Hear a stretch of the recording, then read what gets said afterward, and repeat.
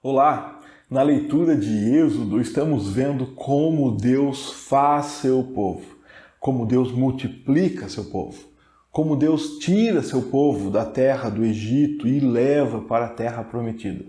Nesse processo, o povo vai conhecer quem é Deus. Nesse processo, o Egito conhece quem é Deus. Nossa leitura está no momento em que as pragas estão acontecendo. E é tão difícil entender como podemos conhecer o poder de Deus no meio das catástrofes, no meio das calamidades. Conhecer o poder de Deus em meio às pragas. Deus se revela. E Deus se revela de várias maneiras. E nós gostaríamos que Deus se revelasse apenas como aquele Senhor calmo, amoroso, que fala mansamente aos nossos corações. Deus se revela como quer. Deus revela o seu poder. E Deus está se revelando a esse povo em meio às pragas. Vamos ver então esta revelação de Deus. Vamos enxergar a graça de Deus, mesmo em meio às calamidades. Vamos lá? Vem comigo, vamos ler a Bíblia juntos. Livro do Êxodo, capítulo 8. Depois disse o Senhor a Moisés: Chega-te a Faraó e dize-lhe: Assim diz o Senhor, deixa ir meu povo para que me sirva. Se recusares deixá-lo ir, eis que castigarei com rãs todos os teus territórios. O rio produzirá rãs em abundância, que subirão e entrarão em tua casa, e no teu quarto de dormir, e sobre o teu leito, e nas casas dos teus oficiais, e sobre o teu povo, e nos teus fornos, e nas tuas amassadeiras. As rãs virão sobre ti, sobre o teu povo, e sobre todos os teus oficiais. Disse mais o Senhor a Moisés: Dize a Arão: estende a mão com o teu bordão sobre os rios, sobre os canais e sobre as lagoas, e faze subir rãs sobre a terra do Egito. Arão estendeu a mão sobre as águas do Egito, e subiram rãs e cobriram a terra do Egito. Então os magos fizeram o mesmo com suas ciências ocultas, e fizeram aparecer rãs sobre a terra do Egito. Chamou Faraó a Moisés e a Arão e lhes disse: Rogai ao Senhor que tire as rãs de mim e do meu povo. Então deixarei ir o povo para que ofereça sacrifícios ao Senhor. Falou Moisés a Faraó: Digna-te dizer-me quando é que hei de rogar por ti, pelos teus oficiais e pelo teu povo, para que as rãs sejam retiradas de ti e das tuas casas e fiquem somente no rio. Ele respondeu: Amanhã. Moisés disse: Seja conforme a tua palavra, para que saibas que ninguém há como o Senhor nosso Deus. Retirar-se-ão as rãs de ti e das tuas casas e dos teus oficiais e do teu povo, ficarão somente no rio. Então saíram Moisés e Arão da presença de Faraó, e Moisés clamou ao Senhor por causa das rãs, conforme combinara com Faraó, e o Senhor fez conforme a palavra de Moisés. Morreram as rãs, nas casas, nos pátios e nos campos. Ajuntaram-nas em montões e montões, e a terra cheirou mal.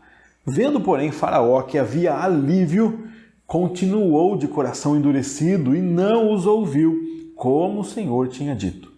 Disse o Senhor a Moisés: Dize a Arão: Estende o teu bordão e fere o pó da terra, para que se torne em piolhos por toda a terra do Egito. Fizeram assim. Arão estendeu a mão com seu bordão e feriu o pó da terra, e houve muitos piolhos nos homens e no gado. Todo o pó da terra se tornou em piolhos por toda a terra do Egito. E fizeram os magos o mesmo com as suas ciências ocultas, para produzirem piolhos, porém não o puderam. E havia piolhos nos homens e no gado. Então disseram os magos a Faraó: Isto é o dedo de Deus. Porém o coração de Faraó se endureceu, e não os ouviu como o Senhor tinha dito. Disse o Senhor a Moisés: Levanta-te pela manhã cedo e apresenta-te a Faraó. Eis que ele sairá às águas e diz-lhe: Assim diz o Senhor, deixa ir meu povo para que me sirva. Do contrário, se tu não deixares ir o meu povo, eis que eu enviarei enxames de moscas sobre ti, e sobre os teus oficiais, e sobre o teu povo, e nas tuas casas, e nas casas dos egípcios, e se encherão destes enxames, e também a terra em que eles estiverem. Naquele dia separarei a terra de Gósen, em que habita o meu povo, para que nela não haja enxame de moscas, e saibas que eu sou o Senhor no meio desta terra. Farei distinção entre o meu povo e o teu povo. Amanhã se dará este sinal. Assim fez o Senhor, e vieram grandes enxames de moscas à casa de Faraó e às casas dos seus oficiais, e sobre toda a terra do Egito, e a terra ficou arruinada com estes enxames. Chamou Faraó a Moisés e Arão e disse: Ide, ofereceis sacrifícios ao vosso Deus nesta terra. Respondeu Moisés: Não convém que façamos assim. Por que ofereceríamos ao Senhor nosso Deus sacrifícios abomináveis aos egípcios?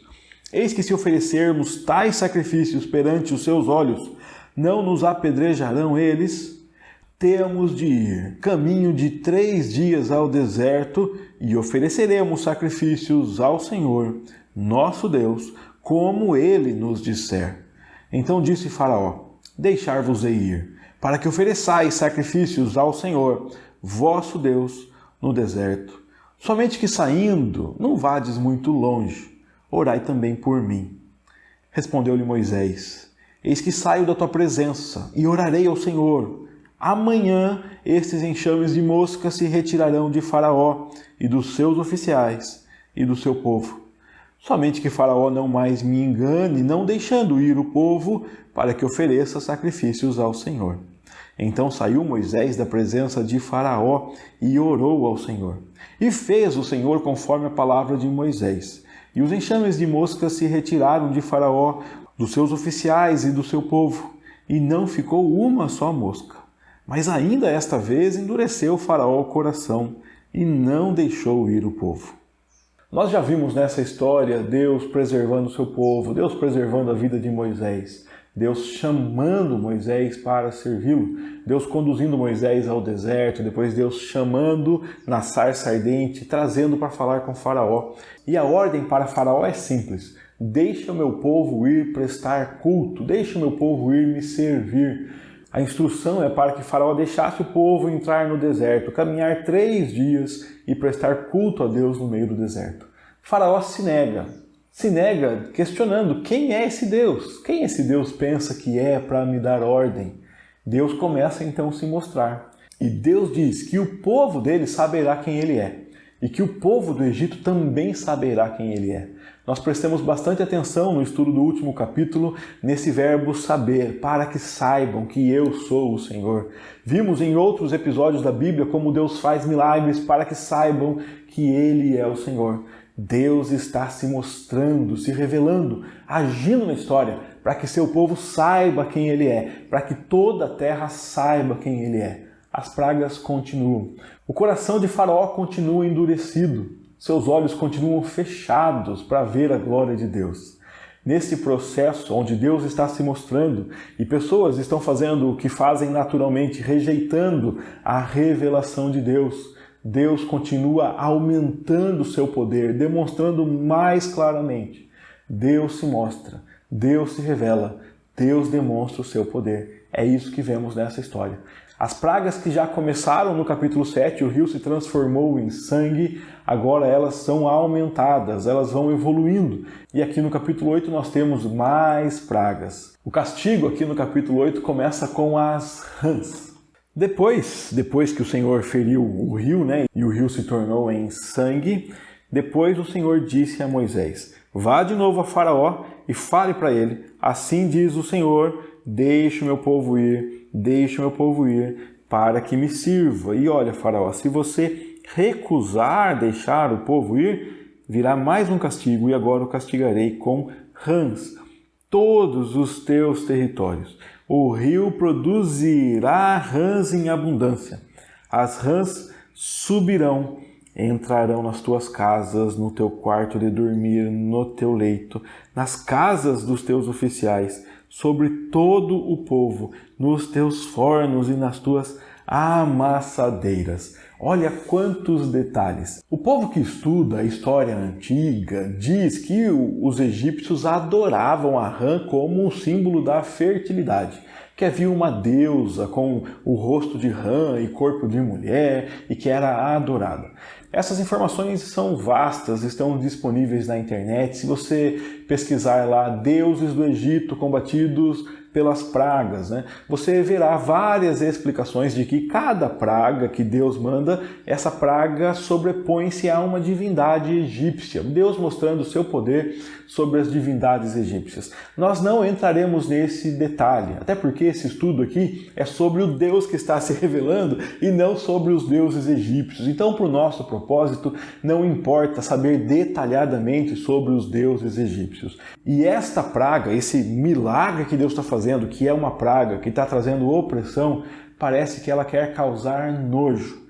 E eu falo isso não apenas porque a maioria das pessoas que eu conheço hoje tem nojo de rã, né? Embora eu e muitos outros apreciem comer rã, mas são poucos aqueles que pegam rãs, né? Contar um detalhe em segredo aqui. Se uma pequena rã aparecer no banheiro da minha casa ou quando nós vamos ao sítio, algum lugar, se uma pequena rã aparecer no banheiro, lá em casa tem gente que faz um escarcéu, como se diria na nossa terra, faz um estardalhaço. Outros vão lá e pegam a rã e jogam fora, né? Mas a rã gera nojo na maioria das pessoas. E eu falo que parece que esse texto está querendo gerar esse nojo na consciência de Faraó por causa dos detalhes.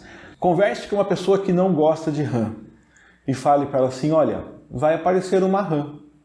Ela talvez fale, tudo bem, né? Aparecerão várias rãs, tá bom. Aí comece a falar para ela, olha, as rãs vão entrar na sua casa. As rãs vão subir na sua cama, lá no seu quarto. As rãs vão entrar na sua cozinha. A hora que você for acender o fogão vai estar cheio de rã. Quando você for preparar o seu alimento, aquele lugar do alimento vai estar cheio de rã. Talvez alguns de vocês já se arrepiaram ouvindo isso. E certamente isso é um tormento para a pessoa que tem pânico, que tem pavor de rã, que tem nojo de rã. Porque começar a imaginar todos esses detalhes é uma coisa asquerosa. E é isso que Deus está fazendo aqui com o Faraó. Faraó, eu trarei rãs. E talvez você fale, ok.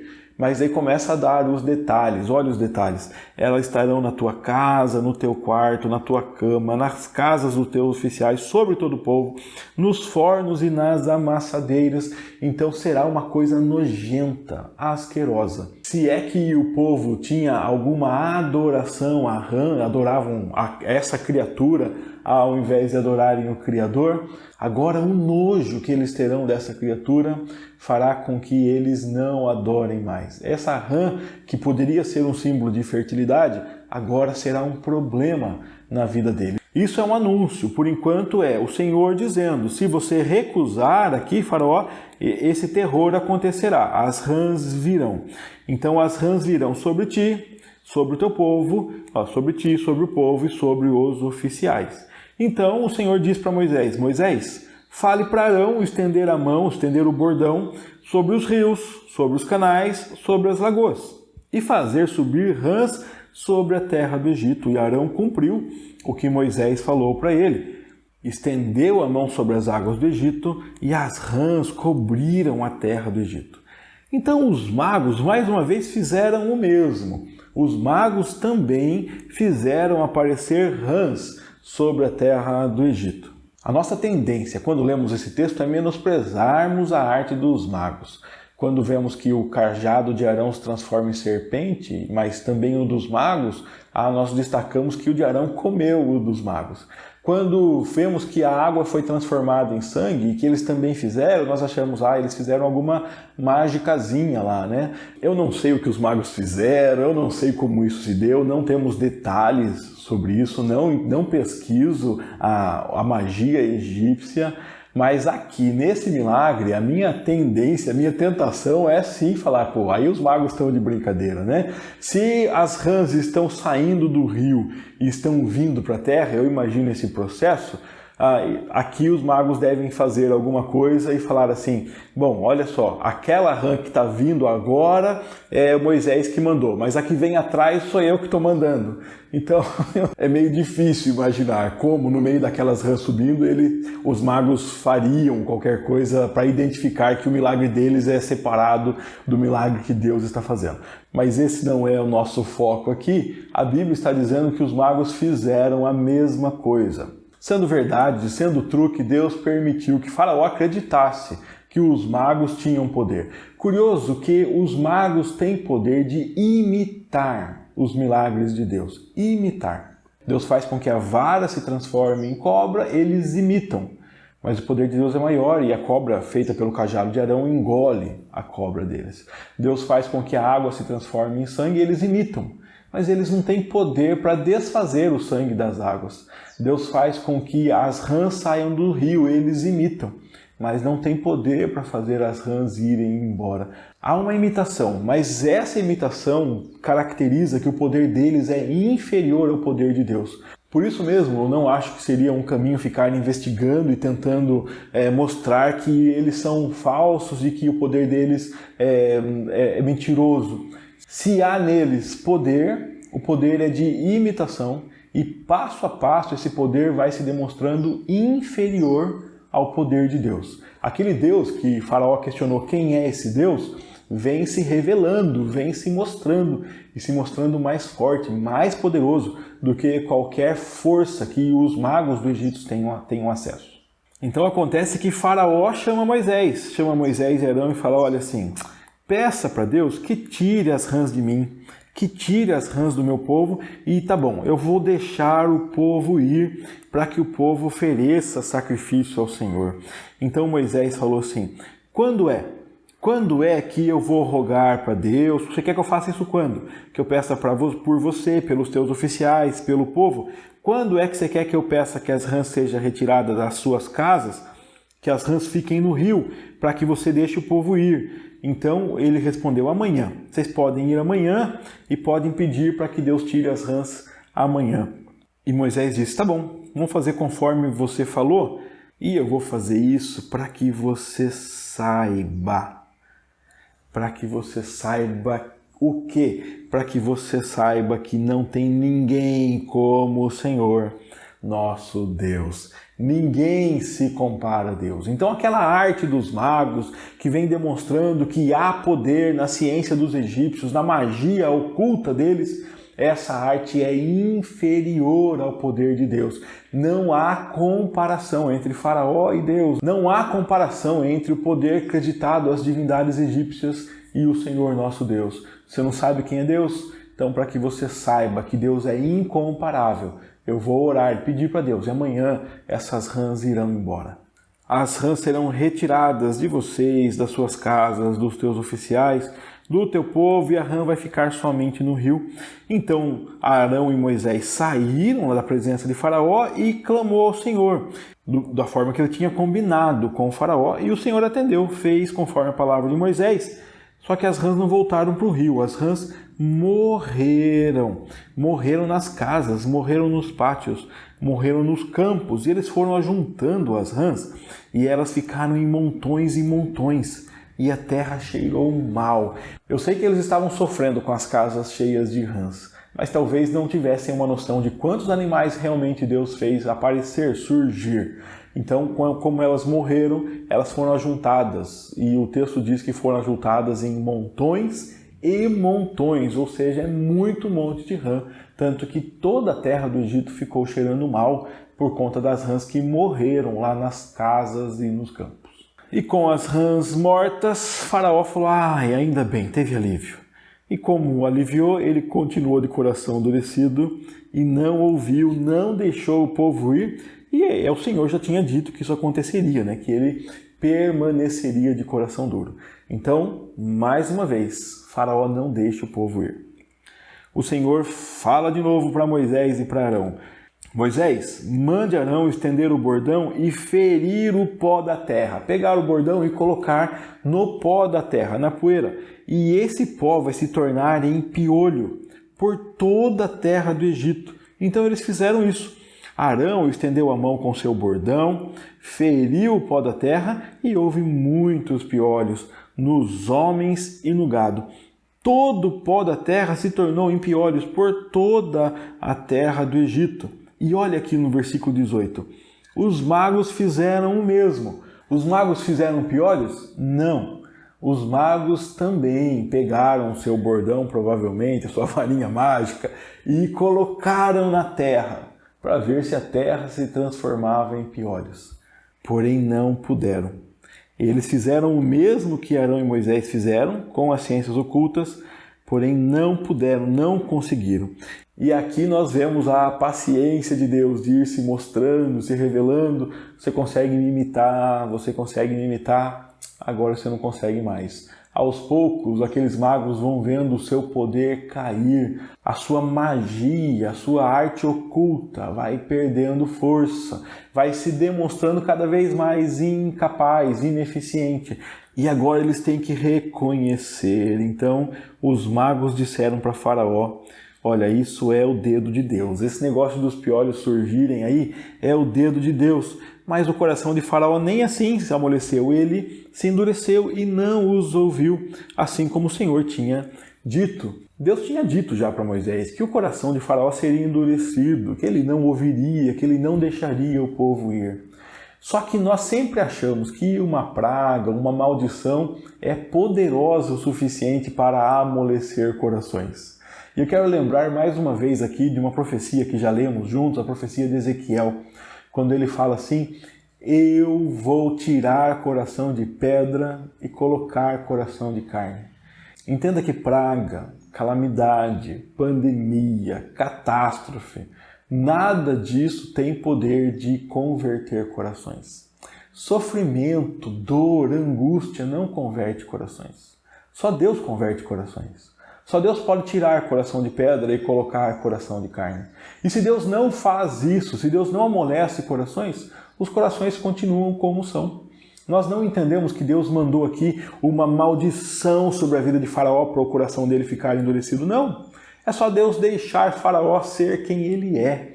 É só Deus se retirar de nós e nós demonstramos toda a maldade que já temos, todo o nosso potencial maligno, egoísta, vaidoso. Faraó, que se achava o Deus daquela terra, o Deus daquele povo, não reconhece Deus e fala: quem é esse Deus? E agora ele tem dificuldade em se prostrar a esse Deus. Ele começa a ver que seu poder é insuficiente, que sua magia é insuficiente. Nós vamos ver que ele dá sinal de que não resta outro caminho. Ele tem que se curvar, reconhecer. Ele começa a entender que ele vai ter que deixar o povo ir. Mas o coração dele continua endurecido. Situações difíceis não amolecem coração.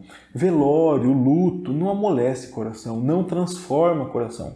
Nos deixam pensativos, mas voltamos a ser as pessoas más que sempre fomos. Ou Deus transforma o nosso coração, ou não há expectativa, não há esperança.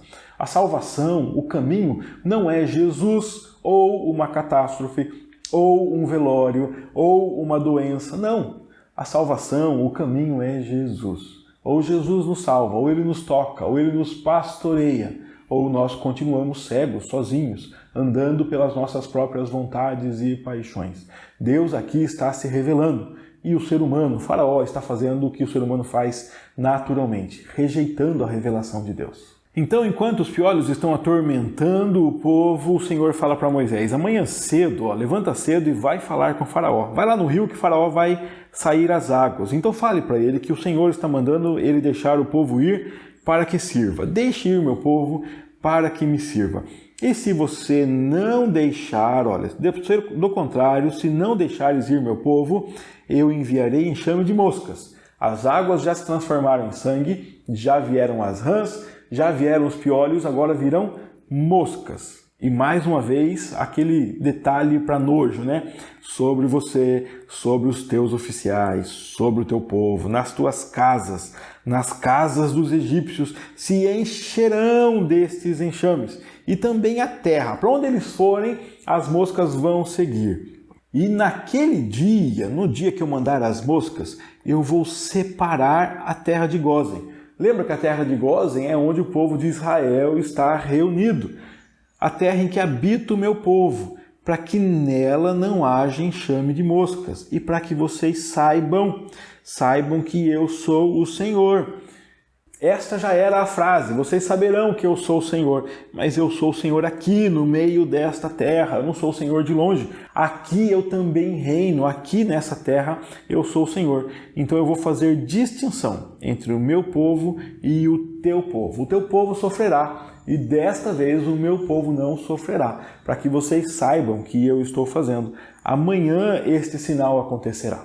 Sempre há uma tentativa dos incrédulos de olhar para as pragas e tentar explicá-las de acordo com as coisas naturais, de acordo com a ciência.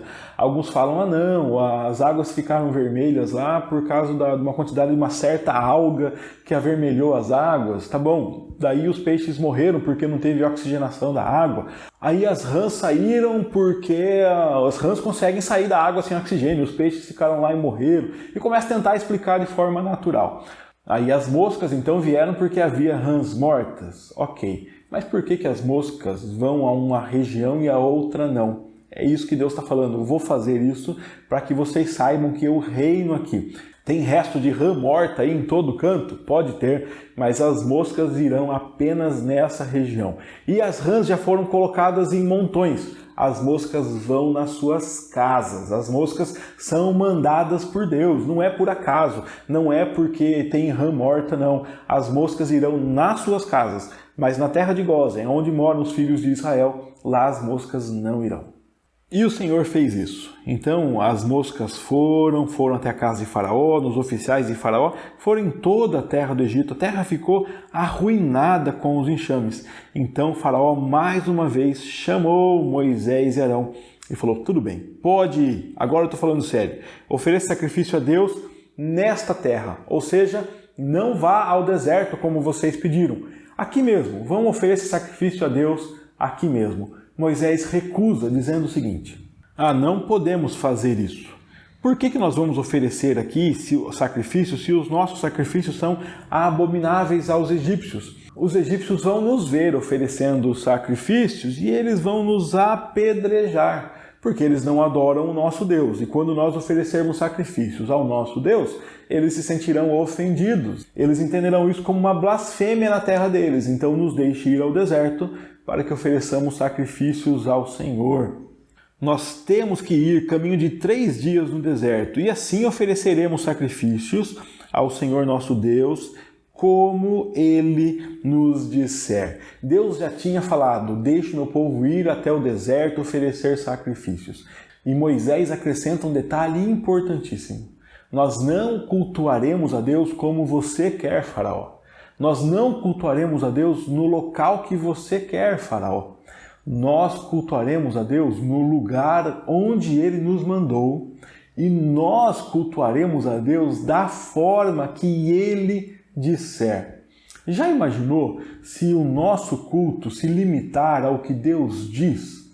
Se nós colocarmos em nosso culto apenas o que Deus diz e cultuarmos a Deus apenas da forma como Ele disser? É isso que tentamos fazer. Existem basicamente hoje 2 formas de fazer culto a Deus, 2 formas de ver o que pode ou não pode ter num culto a Deus. Algumas pessoas entendem assim, tudo que a Bíblia não diz que é proibido, isso pode ter no culto a Deus. Então põe lá todas as práticas que a Bíblia não proíbe. É uma forma, você pode colocar lá vários elementos, tudo que você imaginar. Podemos dançar, podemos fazer, o que você imaginar pode ter nesse culto a Deus. Uma outra forma de encararmos o culto, e eu reconheço que é uma forma mais difícil de nos adequarmos, porque ela nos limita mais, é entender que dentro do culto só pode ter o que Deus diz, o que a Bíblia diz que contém num culto. Então a Bíblia diz que há no culto a adoração através de cânticos, então nós colocamos. A Bíblia diz que há no culto pregação da palavra, então nós colocamos. Essa forma de montar o culto, de estruturar o culto, se limitando ao que a Bíblia diz que tem, é mais difícil para nós. Mas parece que é o que a Bíblia está dizendo. Eu adorarei a Deus da forma que Deus diz que quer ser adorado. Afinal de contas, o culto não é a mim. Então não tem que imaginar as músicas que eu gosto, ou que meu público gosta, ou que mais emociona, ou que mais agita. Se o culto é a Deus, eu devia olhar para a letra da música e me perguntar o que é que o povo está dizendo a Deus através dessa letra. Deus está sendo adorado, cultuado, exaltado com essa música? Então ela fica. Elas têm um propósito dentro do culto. Por exemplo, é o início do culto e essa música está dizendo que nós nos reunimos aqui para adorar a Deus. Então ela fica. Se não, ela não fica. Dependendo da igreja a qual você pertence, você pode estar me ouvindo e falando, mas é um tanto limitante, né? Você imaginar que dentro do culto só pode ter o que a Bíblia diz que tem. Sim, é limitante. Mas isso nos limitará à vontade de Deus e entendemos que é suficiente para o culto. Fica aqui uma coisa para você pensar, talvez você concorde, talvez discorde, talvez você já seja de uma igreja que haja assim, talvez não. Mas pense, para quem é o culto, o que é o culto, quem é que tem que gostar desse culto? O culto comunica quem é Deus, então o povo tem que ouvir quem é Deus, então o culto tem que falar de quem? O culto tem que ser para quem? O culto, por mais que você convide pessoas para também virem ao culto, participarem do culto, mas elas virão, se reunirão no local onde elas não serão adoradas e exaltadas. Elas se unirão a você no local para a adoração e exaltação de Deus. Entendo que o culto deve ser feito como Deus diz. O que tem que ter no culto é o que Deus diz que tem no culto. Se você entende diferente, vá pensando sobre isso. Quem sabe em algum momento podemos falar mais detalhadamente sobre culto, né? Mas olha aqui, nós adoraremos a Deus como Ele nos disser. Então disse Faraó, tá bom, eu deixarei vocês irem. Já que não dá para adorar a Deus aqui, então vão, ofereçam sacrifício, vá lá no deserto oferecer sacrifício ao Senhor, ao seu Deus. Agora Faraó já sabe quem é que eles vão adorar. Só vou fazer um pedido, não vá muito longe e ore por mim também, né? Tem aquela piadinha velha que o pessoal faz, né? Os crentes 6 horas, né? 6 horas por mim. Faraó então tá nessa aí. Orem por mim também. E Moisés respondeu, tá bom, eu vou sair da tua presença e orarei ao Senhor. Amanhã as moscas vão embora, de você, dos seus oficiais e do seu povo. Só vou pedir uma coisa, Faraó, não me engane mais. Não me engane, não deixando o povo ir, deixe o povo ir. Então Moisés saiu da presença de Faraó, Moisés orou ao Senhor, o Senhor atendeu, as moscas se retiraram de todo mundo, não ficou nenhuma mosca, mas ainda essa vez o coração de Faraó endureceu e ele não deixou o povo ir. Nós estamos vendo aqui uma coisa que nos admira, mas uma coisa que Deus já disse, é assim que vai acontecer. Nós estamos vendo aqui Deus demonstrando o seu poder. O povo do Egito reconhecendo o poder de Deus. Faraó reconhecendo a quem esse povo tem que adorar. O povo de Deus demonstrando que sabe a quem tem que adorar e como tem que adorar. Temos que adorar a Deus. E faremos isso da forma que Deus quiser, da forma que Deus nos disser que temos que fazer. A nossa adoração é a Ele. Nesse processo, as forças contrárias vão caindo. Os magos do Egito vão perdendo o poder. Chega no momento dos piolhos ali, eles já não conseguem mais replicar, não conseguem imitar. E eles falam, olha, esse Deus é poderoso. Embora os magos do Egito, embora Faraó, todos eles reconheçam que Deus é poderoso, que não dá para lutar com esse Deus, não dá para se comparar a esse Deus. Eles ainda têm os olhos fechados, eles ainda têm o coração endurecido. Não há neles conversão. Há um reconhecimento, mas não há conversão. O que Deus gera em nós é reconhecimento e conversão. Deus se mostra a nós. Nós reconhecemos o seu poder, mas ele invade o nosso peito. Faz aquele processo que nós falamos aqui, que o profeta Ezequiel relata. Retira, arranca um coração de pedra. Põe aqui dentro um coração de carne.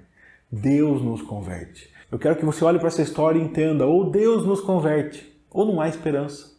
Por mais que você olhe para a história e fale, mas é lógico que eles têm que reconhecer quem é Deus. Meus queridos, lógica não converte, lógica não salva.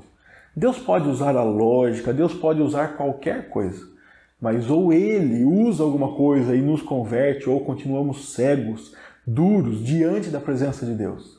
É comum pessoas olharem para Cristo, reconhecendo o seu poder, o seu senhorio, se converterem, serem chamadas por Deus. Então olharem para suas próprias histórias e falarem: como eu fui cego por tanto tempo, como eu fui duro por tanto tempo, como eu não vi antes essa graça maravilhosa.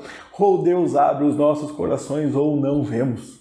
Se Deus abriu o seu coração, se Deus chamou você, se Deus se mostrou a você e você sabe quem Ele é, então agora adore-o.